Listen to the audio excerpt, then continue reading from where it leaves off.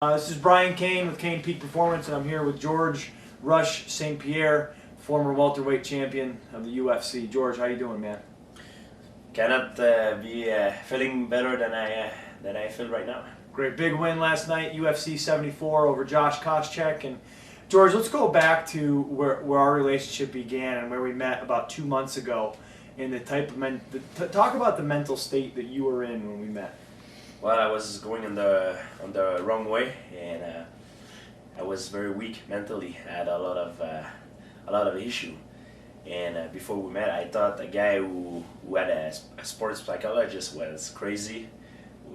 It was somebody who was weak and somebody who didn't believe in himself. But I realized that I was wrong, and I think every athlete at a certain level need one.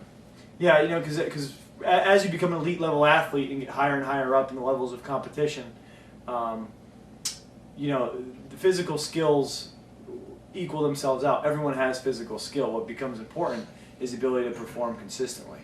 So in order to perform consistently, physically, you have to have the same approach mentally, a consistent approach mentally. So George, talk about some of the things that we did together for the last 2 months in your preparation for UFC 74 that you feel really helped your performance. Well, it helped me visualize a lot of scenarios during the fight and also before the fight. So like the weigh-in, when I walk to the octagon before my fight and I'm going to take out my clothes and getting into the octagon, and then even after the fight, when you win, all the process that you go in the shower and you change and you go back to your normal life. So going through all that stuff day after day, it made me feel that the night that I fought, it made me feel like it was not the first time that I was doing it. So I was more comfortable. Okay.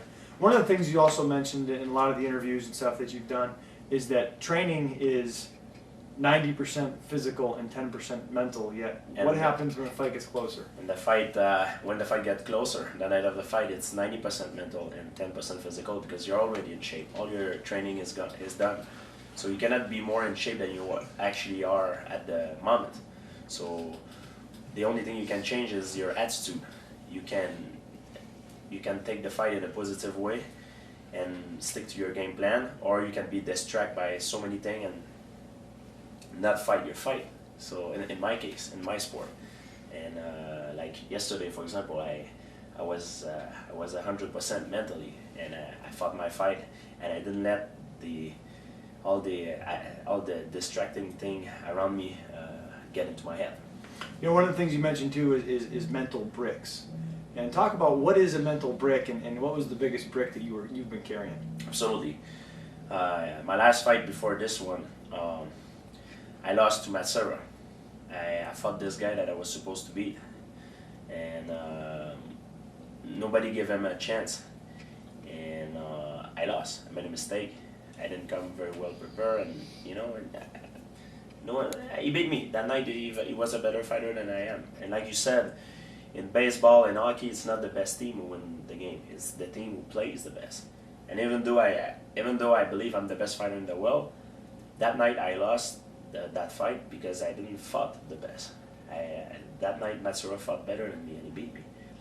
And yesterday it was not the case. I came very well prepared, and I fought a better fight than my opponent.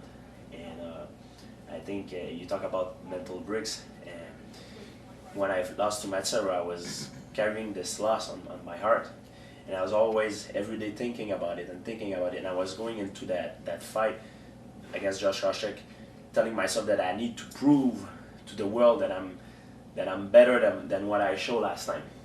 So I was carrying a lot of bricks on myself. But when you carry a brick only one day, it's not heavy. But if you carry the same brick like every single day in the years, it's become heavier. So you helped me to. Brian Cain helped me to release that brick, so I don't carry. By not carrying it anymore, I was more comfortable with myself. Talk about we did an activity where we identified signal lights for you. What is the signal light analogy? People will hear us talk about it, hear your trainers, Faraz talk about, George, stay in the green. What are they talking about? What are signal lights? Well, red light is the thing that you have no control on it, absolutely no control. For example, are you gonna win or are you gonna lose? For example, stuff like are you gonna be injured or not? You know, because you can twist your ankle by going down the stairs. It can happen to everybody. Those things you don't control it, so it's called red light. Yellow light is thing that you control, but you don't totally have the control on it. Like what the fans gonna say about me. For example, if you a nice guy and you talk well, and most of the fans gonna say a good thing about you, but even some of them not gonna be on your side. So you don't control those things 100%. It's called the yellow light, and the green light is the thing that you have the total absolute control on it. For example, when I'm I'm getting ready to a fight, and when I'm in my training process, do I push myself 100% during the fight? Yes, I did. So I control those things. Do I'm going to in bed early or I'm going out with my friend? You know, yes, I control this thing. Do I eat well or I eat junk food? I control those things. So those things are called green lights.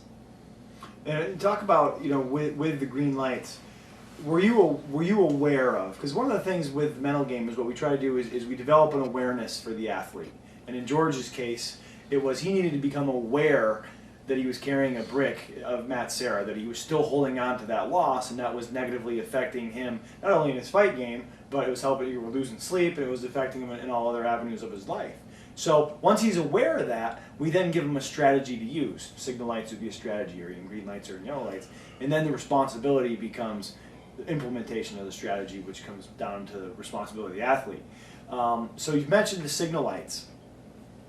Talk about the video that we developed for you, the highlight video, that it's that entrance hypnosis video where you, and how did you use that video? What was on it? How did you use it?